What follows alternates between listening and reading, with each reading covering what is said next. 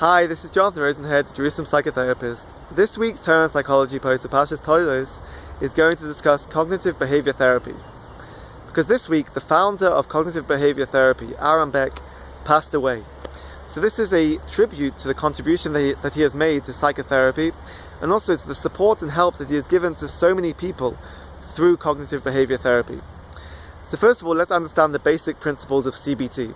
We have the CBT triangle of a person's thoughts, emotions and behaviors, and how all of these interact with each other, and there's a knock-on effect of how they can influence each other in a negative way. So if you have a particularly negative thought, it can influence the way you feel and act. So what cognitive behavior therapy tries to do is to use this triangle in a positive way, to try to see how a person can control or change to a certain extent the way a person feels, thinks and behaves, and this can improve one's mental health.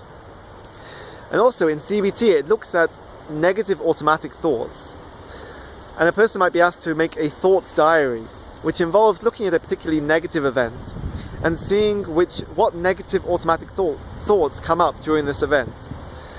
And the person will be asked to write down also a hot thought, which is looking at these negative thoughts and seeing, is there a particular thought which is especially significant, especially negative or intrusive, and they will assess for proofs that support or negate these negative automatic thoughts, and they will try to see if there are alternative ways of thinking about this situation.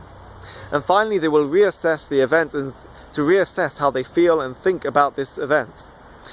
So from this week's parsha we can apply these cognitive behavior therapy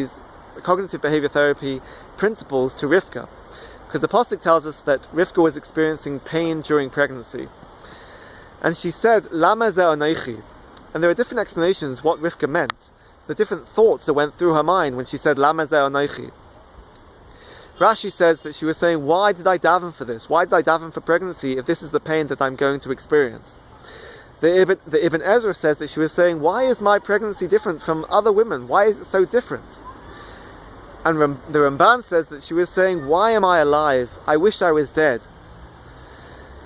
And if we're looking at negative automatic thoughts, we can see we have these, from these three interpretations, we have different negative automatic thoughts that were going through Rivka's head at the time.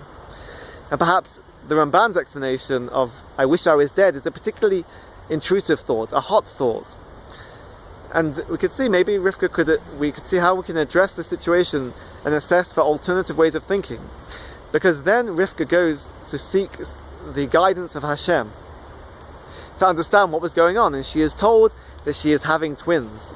And I think this is particularly important from a CBT perspective of how we can address things from an alternative way. She thought that she was having a baby, one baby, and that's how she saw the event with all the negative connotations and the pain that she was experiencing.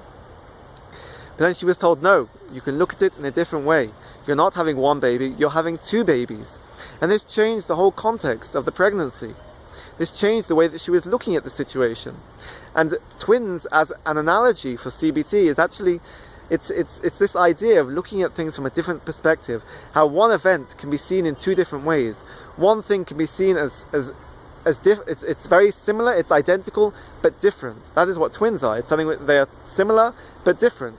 So CBT tries to train a person to look at one situation, but in at least two different ways. There's a different way of looking at it.